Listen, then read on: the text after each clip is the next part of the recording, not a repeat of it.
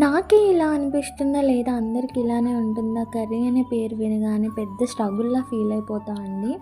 Fridge open చేసి చూసి ఈరోజు ఏం చేయాలి? ఏం వండాలి? లాస్ట్‌కి ఏం చేయాలి? కాంబినేషన్ ఏం వండాలి? ఒక కర్రీ వండితే రసం చేయాలా? పప్పు చేయాలా? ఇంకా ఏం చేయాలి? వడియాలు ఏం చేయాలి? ఇంకా ఇలా ఈ థాట్స్‌తోనే టైం అంతా ఆలోచించుకుంటూ బుర్ర హీట్ అయ్యే లోపున టైం అంతా వేస్ట్ అయిపోద్ది. ఈలోపు నేను ఫ్రిడ్జ్ ఓపెన్ చేసి చూసేసరికేమో వెజిటేబుల్ ఏమో ఒకళ్ళకి సరిపోయేంతే ఉన్నాయి. మా ఆయనేమో వచ్చి కూర్చున్నారు లంచ్‌కి. ఏం పెట్టాలా అన్న థాట్‌లో మైండ్ అంతా అక్కడే స్టక్ అయిపోయిందనమాట ఫ్రిడ్జ్ డోర్ దగ్గర.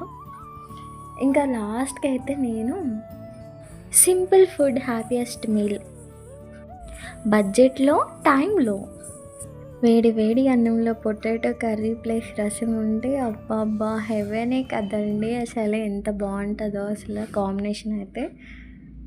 అమ్మ కుకింగ్ కంఫర్టబుల్ ఫుడ్. ఇంకా మా పాపని, హస్బెండ్ తినేస్తే తృప్తిగా అదే చాలండి. ఎలాంటి లగ్జరీ అవసరం లేదండి. వాళ్ళు హ్యాపీగా తింటే చాలు అనుకుంటా. ఇంకా మా హస్బెండ్ అయితే బావుంది అని చెప్పారంటే ఇంకా చాలు. నా ఫేస్‌లో అయితే ఇంకా అంటారు కదా! ఏదో 1000 ట్యూబ్‌లైట్స్ అది అలా అలా అనిపిస్తది ఇంకా.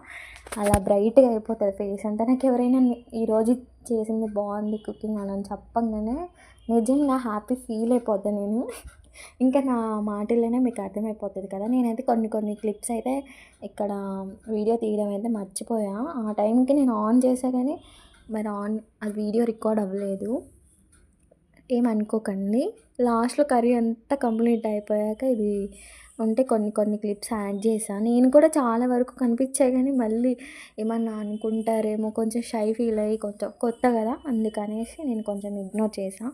ఇంకెవరైనా మన ఛానల్‌ని చూస్తూ లైక్ చేయకపోతే లైక్ చేసి సబ్స్క్రైబ్ చేసుకోండి కొత్తగా వచ్చిన వాళ్ళు ఉంటే.